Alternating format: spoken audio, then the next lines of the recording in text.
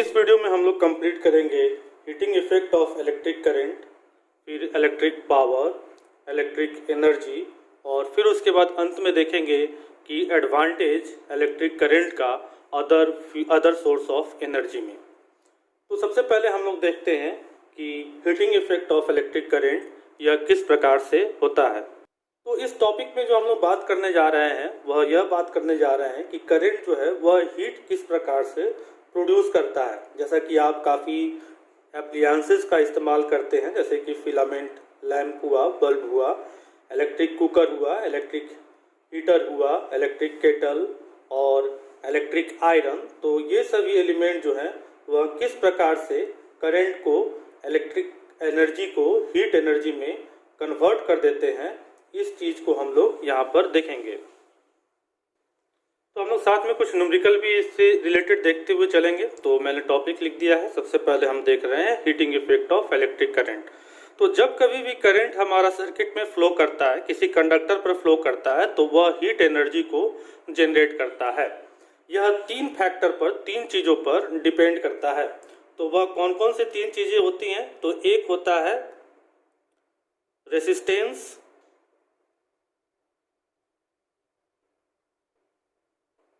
Of the conductor, जिस conductor से वह फ्लो कर रहा है उस कंडक्टर का रेसिस्टेंस। जायज बात है कि अगर वह मेटल होगा तो उसका रेसिस्टेंस कम होगा और वह अगर इंसुलेटर होगा तो उसका रेसिस्टेंस हाई होगा।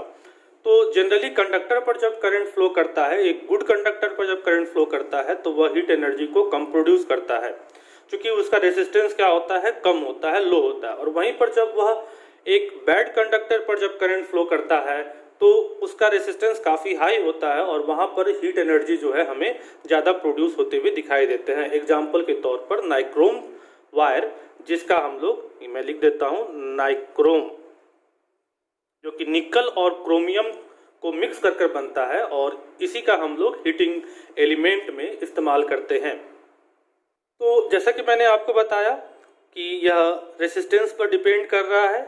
मेटल अगर है तो रेसिस्टेंस उसका लो है, आसानी से करंट जो है वह फ्लो कर जा रहा है, क्योंकि रेसिस्टेंस क्या है, वह अपोजिशन है, वह अपोज कर रहा है करंट के फ्लो को। वह क्या कर रहा है, अपोज कर रहा है। जस्ट लाइक अ फ्रिक्शन, जब हम लोग मोशन करते हैं तो फ्रिक्शन हमारे पैर के नीचे क्या करता है, काम करता है, हमारे मोशन को अपोज करता है। उसी तरीके से रेसिस्टेंस जो है वह कंडक्टर पर फ्लो करने वाले करंट को क्या करता है, अपोज करता है। तो जितना ज़्यादा रेसिस्टेंस हाई होगा, हीटिंग एनर्जी जो है हमें उतनी ही ज़्यादा प्रोड्यूस होगी। तो यह क्या हो जाता है, हमारा रेसिस्टेंस जो है वह हीट एनर्जी के डायरेक्टली प्रोपोर्शनल हो जाता है। तो मैं यहाँ लिख सकता हूँ heat energy is directly proportional to resistance. अब हम लोग दूसरा फैक्टर देखते हैं। तो ये तो क्लियर हो गया कि जितना ज़्यादा रेसिस्टेंस हाई होगा, हीट एनर्जी उतना ज़्यादा प्रोड्यूस होगा। अब दूसरा फैक्टर हमारे पास आता है जो कि है हमारे पास टाइम। अब हम जितना देर करंट को फ्लो कराएंगे, हीट एनर्जी उतनी ही ज़्यादा फ्लो करेगी। तो टाइम के भी क्या हो गया, डायरेक्टली प्रोपोर्शनल हो गया हीट एनर्जी। तीसरा फैक्टर आता है करंट। तो हम जितना ज़्यादा करंट का फ्लो कराएंगे उतनी ही ज़्यादा हमको हीट एनर्जी प्रोड्यूस होगी। तो हम लिख सकते हैं current is directly proportional to heat energy. तो कुल मिलाकर जो हमें यहाँ पर फॉर्मूला आता है, मैंने अगर हीट एनर्जी को H साइन से डिनोट किया तो H directly proportional to I, H directly proportional to R, H directly proportional to T। और इस जब फॉर्मूला और जब डायरेक्टली प्रोपोर्शनल के साइन को हम लोग हटाएंगे तो यहाँ पर हमें जो फॉर्मूला आएगा वो आएगा H is equal to I square R T।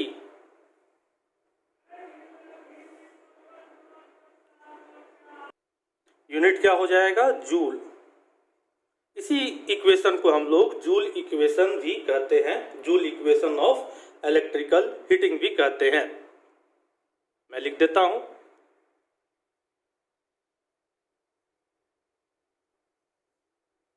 Joule equation of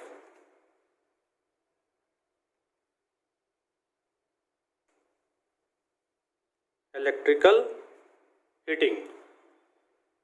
तो इससे रिलेटेड कोई भी न्यूमेरिकल हम लोग काफ़ी आसानी से बना सकते हैं। अब हम लोग नेक्स्ट टॉपिक देखते हैं, उसके बाद फिर कुछ न्यूमेरिकल देखेंगे। नेक्स्ट टॉपिक हम लोग चलते हैं इलेक्ट्रिकल एनर्जी और पावर। तो इलेक्ट्रिकल एनर्जी हम लोग किसको कहते हैं? हम लोग इलेक्ट्रिकल एनर्जी कहते हैं जो हमने वर्क डन किया, जो हमने काम किया चार्ज को ढकेलने में, पूरे इलेक्ट्रिकल सर्किट में करंट के फ्लो कराने के लिए, उस वर्क डन को हम लोग क्या कहते हैं? इलेक्ट्रिकल एनर्जी कहते हैं। तो देखिए यहाँ फिजिक्स में हम लोग, आप जितना काम करते हैं उस काम को ही हम लोग एनर्जी में लेते हैं। आप उस काम करने के लिए हो सकता है कि कुछ ज़्यादा एनर्जी का आपने खर्च किया हो, लेकिन उसको हम लोग कंसीडर नहीं करते हैं। जो काम वर्क डन जो होता है, जो काम जो कंप्लीट होता है, उसी काम को हम लोग यहाँ पर एनर्जी लेते हैं। तो इलेक्ट्रिकल एनर्जी हम लोग किसको कहेंगे? इलेक्ट्रिकल एनर्जी हम लोग कहेंगे जो हम लोगों ने वर्क डन किया है चार्ज को पुश करने में, ढकेलने में, pushing A charge round an electrical circuit, एक इलेक्ट्रिकल सर्किट के चारों तरफ। तो वर्क डन का हमारा क्या फॉर्मूला हो जाता है? वर्क डन में बोलूं या फिर इलेक्ट्रिकल एनर्जी बोलूं, ये दोनों बातें हमारे क्या होंगी? बराबर ही होंगी, क्योंकि फिजिक्स में वर्क डन जितना करते हैं, काम जितना करते हैं, उतने ही हम लोग एनर्जी का उपयोग करते हैं, ऐसा हम लोग मानकर चलते हैं। तो work done is equal to हमारा हो जाएगा V into I into T. जिस पोटेंशियल डिफरेंस के क्रॉस हम लोगों ने काम किया है, जितना करंट हमने भेजा है और जितना टाइम तक हमने करंट भेजा है, वही क्या हो जाएगा? इन तीनों का प्रोडक्ट जो है हमारा क्या हो जाएगा? वर्क डन हो जाएगा। तो अब आगे हम लोग चलते हैं, इलेक्ट्रिकल पावर देखते हैं कि इलेक्ट्रिकल पावर क्या होगा। तो इलेक्ट्रिकल पावर देखते हैं। हम लोग पावर किसको कहते हैं? देखिए, पावर कहने का हमारा मतलब हुआ कि एक कोई काम है, उस काम को कोई कमजोर आदमी कर रहा है और कोई एक मजबूत आदमी कर रहा है। तो कमजोर आदमी जो काम को कर रहा है वह क्या करेगा? ज़्यादा टाइम लेगा उस काम को करने में, और मजबूत आदमी उसी काम को क्या कर देगा? कम टाइम में कर देगा। तो पावर कहने का मेरा मतलब हुआ, कि P इज इक्वल टू जो हम वर्क डन कर रहे हैं और जिस टाइम के इंटरवल में कर रहे हैं उसी का पावर ज़्यादा हुआ, तो वर्क डन बाई टी हो गया। अब work done is equal to हम लोगों ने क्या निकाला है? VIT निकाला है। तो VIT को हम T से डिवाइड कर देंगे तो हमारे पास क्या आ जाएगा? V इंटू आई चला आएगा। इसी को हम चाहें तो और भी कुछ फॉर्मूला में लिख सकते हैं, जैसे कि power is equal to I square R, या फिर हम V स्क्वायर बाई आर भी लिख सकते हैं। V is equal to I R, Ohm's law वाला फॉर्मूला को आप डालकर देखेंगे तो आपको यह फॉर्मूला निकल कर चला आएगा। पावर का यूनिट क्या हो जाएगा? पावर का यूनिट हो जाएगा वाट, जिसको हम W साइन से डिनोट करेंगे। तो चलिए इसी बात पर हम कुछ न्यूमेरिकल देख लेते हैं। तो पावर का आप चाहें तो डेफिनेशन भी लिख सकते हैं, work done in interval of time. तो चलिए हम कुछ न्यूमेरिकल देख रहे हैं अब। तो ये न्यूमेरिकल मैंने आपके लिए लिख दिया है। इस न्यूमेरिकल में कह रहा है कि कोई एक बल्ब है जो कि जिस पर लिखा हुआ है, आप देखते होंगे कोई भी आप इंस्ट्रूमेंट खरीदते होंगे, कोई भी आप बल्ब वगैरह कोई भी चीज़ खरीदते होंगे इलेक्ट्रिकल एप्लियंसेस, तो उसमें उसका रेटिंग लिखा हुआ होता होगा कुछ इस प्रकार से। तो इस बल्ब में लिखा हुआ है 100 वाट और 240 वोल्ट। तो आपको पता करना है कि यह बल्ब जो है वह कितना करंट खाएगा, कितना करंट इस फिलामेंट के ओर जाएगा और इस फिलामेंट का रेसिस्टेंस कितना होगा। तो काफ़ी आसानी से हम लोग इस न्यूमेरिकल को बना सकते हैं। तो कैसे हम बनाएंगे? क्योंकि हमने पहले ही ये बात जान लिया है कि P इज इक्वल टू क्या होता है? VI होता है। तो I इज इक्वल टू हमारा क्या हो गया? P बाई V हो गया। ये 100 वाट में लिखा हुआ है, तो यानी कि पावर है। तो 100 और वोल्ट 240, तो हमें आंसर चला आया कुछ 0.4167 एम्पेयर। तो यह बल्ब जो है वह अपने फिलामेंट में 0.4167 एम्पेयर करंट पर यह काम करेगा। अब इस बल्ब का रेसिस्टेंस कितना होगा तो वो भी निकाल लेते हैं। तो हमारे पास फॉर्मूला है P is equal to I square R वाले फॉर्मूला से हम निकालते हैं जहाँ पर R इज इक्वल टू हमारे पास क्या हो जाएगा, P बटा I स्क्वायर हो जाएगा। तो पावर तो हमें दिया हुआ 100 और करंट हमने निकाल लिया है 0.4167 का होल स्क्वायर। इसको सॉल्व करेंगे तो हमारे पास आएगा 576.04 ओम। तो आप देख रहे हैं हमने इसका रेसिस्टेंस भी पता कर लिया है कि कितना रेसिस्टेंस इस फिलामेंट बल्ब का होगा। हम इस रेसिस्टेंस को निकालने के लिए चाहते तो एक और फॉर्मूला का इस्तेमाल कर सकते थे, क्योंकि P is equal to V square by R होता है। तो इस फॉर्मूला से R इज इक्वल टू क्या हो जाता है, V स्क्वायर बाई P हो जाता है। तो हम लिख सकते हैं 240 का स्क्वायर और पावर हमें दिया हुआ है 100। तो इसको भी सॉल्व करेंगे तो हमारे पास वही आंसर आएगा 567 ओम। तो आई होप कि आप इसको अच्छे तरीके से समझ गए होंगे। अब हम कुछ इस इलेक्ट्रिकल हीटिंग का कहाँ कहाँ उपयोग होता है उसको देख लेते हैं। तो हम देखने जा रहे हैं कि इस हीटिंग इफेक्ट, इलेक्ट्रिक करंट के हीटिंग इफेक्ट का कहाँ कहाँ पर हम लोग इस्तेमाल करते हैं। तो एक हम लोग इस्तेमाल करते हैं फिलामेंट बल्ब, जो पहले का बल्ब हुआ करता था। अब का तो जो बल्ब आ रहा है वो एलईडी बल्ब आ रहा है, जिसमें जो पहले का बल्ब हुआ करता था जिसमें फिलामेंट लगे हुए होते थे कुछ इस प्रकार से। ये एक कांच में बंद रहता था।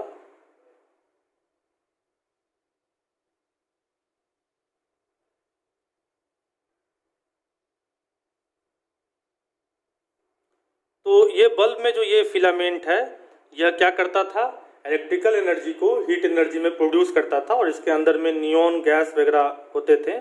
उस गैस में जब यहाँ पर हीट एनर्जी प्रोड्यूस होता था, इंफ्रारेड लाइट प्रोड्यूस होता था, तो वह क्या करता था, इस नियॉन, आर्गन, इस तरह के गैसेस में वह वाइट लाइट इफेक्ट क्रिएट करता था, जो कि हम लोगों पहले इस्तेमाल करते थे फिलामेंट लैंप का, फिलामेंट बल्ब का। तो चूंकि यह काफ़ी एनर्जी खाता था तो अब हम लोग इसका इस्तेमाल नहीं करते हैं। अब हम लोग जो इस्तेमाल करते हैं वह एलईडी बल्ब का इस्तेमाल करते हैं। लाइट इमिटिंग डायोड बल्ब का हम लोग इस्तेमाल करते हैं। तो यह इस तरह का बल्ब जो है वह बेसिकली किस पर काम करता है, heating effect of electric current पर काम करता है। उसके बाद और क्या क्या चीज हम लोग, electric cooker,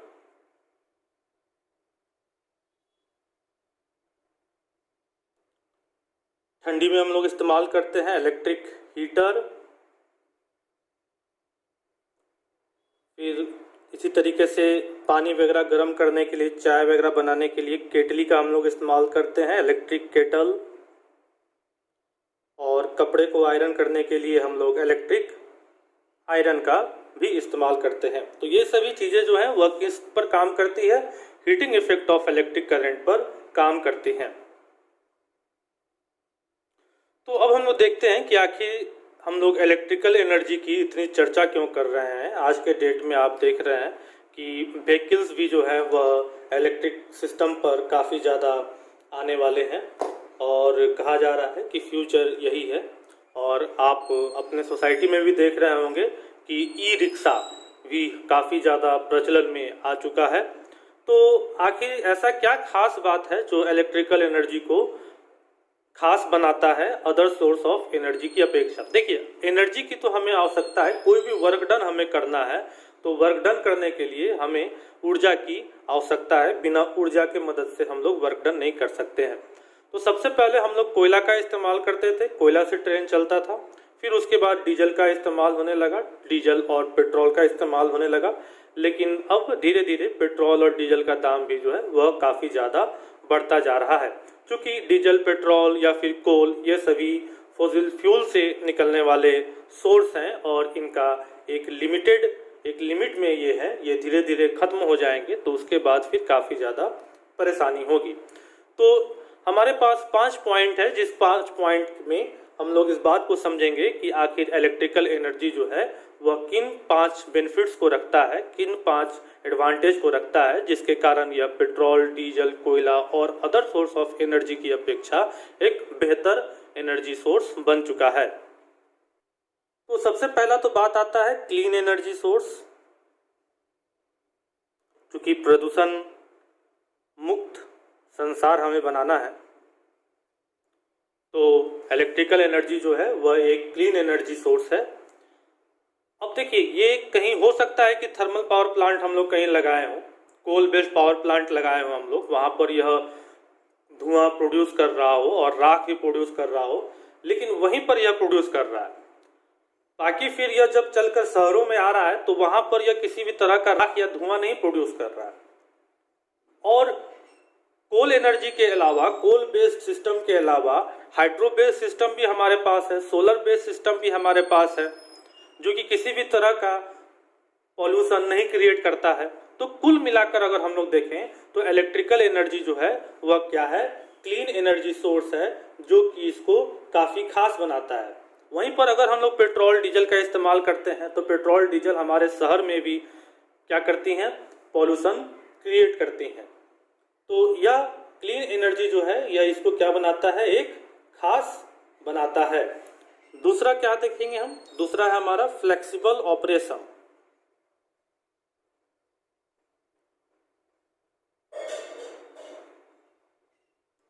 flexible operation and control. तो देखिए, इसका काम करने का जो तरीका है वो काफ़ी फ्लेक्सिबल है, लचीला है। हम लोग इसको अपने हिसाब से उपयोग में ला सकते हैं। इसको कंट्रोल करना काफ़ी ज़्यादा आसान है। स्विच ऑफ स्विच ऑन के मदद से हम लोग इसको काफ़ी आसान तरीके से कंट्रोल कर सकते हैं। हम लोग चाहें तो करंट को बढ़ा घटा भी सकते हैं, इसके लिए भी हमारे पास डिवाइस हैं। तो इसको कंट्रोल करना काफ़ी ज़्यादा हमारे लिए आसान है। तो फ्लेक्सिबिलिटी जो है वह इसको क्या बनाता है, फ्लेक्सिबल ऑपरेशन एंड कंट्रोल जो है इसको खास बनाता है। तीसरा है इफिशिएंट ट्रांसमिशन। तो अब एनर्जी तो हर एक जगह नहीं प्रोड्यूस हो रहा है, एनर्जी कहीं एक पर्टिकुलर जगह पर प्रोड्यूस हो रहा है। अगर हम पेट्रोल डीजल की बात करें तो वह कहीं दुबई में प्रोड्यूस हो रहा है, दुबई में कुआं से निकल कर आ रहा है, उसके बाद कहीं बरौनी वगैरह स्टेशन पर उसको प्यूरिफाई किया जा रहा है, फिर उसके बाद उसको किसी पेट्रोल पंप पर भेजा जा रहा है, और उसके बाद पेट्रोल पंप पर आने के बाद फिर कस्टमर जो है वो जाकर ले रहे हैं। तो काफ़ी ज़्यादा लंबा प्रोसेस है। ट्रांसमिशन का जो प्रोसेस है वह अदर फ्यूल्स में काफ़ी ज़्यादा लंबा है, लेकिन यहाँ इलेक्ट्रिकल एनर्जी में हमारा जो ट्रांसमिशन का प्रोसेस है वो काफ़ी आसान है। किसी एक जगह हम लोग इलेक्ट्रिकल एनर्जी को प्रोड्यूस कर रहे हैं और तार के मदद से, वायर के मदद से हम लोग उसे अलग अलग जगह पर क्या कर दे रहे हैं, भेज दे रहे हैं। तो ये हमारा एक इम्पॉर्टेंट पॉइंट हो गया। चौथा पॉइंट आता है कन्वर्टेबल। अभी आपने देखा कि इलेक्ट्रिकल एनर्जी को हम लोग काफ़ी आसान तरीके से हीट एनर्जी में कन्वर्ट कर ले रहे हैं, या फिर अदर फॉर्म ऑफ एनर्जी में हम लोग कन्वर्ट कर ले रहे हैं। तो इलेक्ट्रिकल एनर्जी को अदर एनर्जी सोर्स की अपेक्षा कन्वर्ट करना एक फॉर्म से दूसरे फॉर्म में काफ़ी ज़्यादा आसान है, और हम लोग इलेक्ट्रिकल एनर्जी को मैकेनिकल एनर्जी में भी काफ़ी आसान तरीके से कन्वर्ट कर सकते हैं। तो यह एक एडवांटेज है इलेक्ट्रिकल एनर्जी का। और फिर पांचवा आता है फ्लेक्सिबल।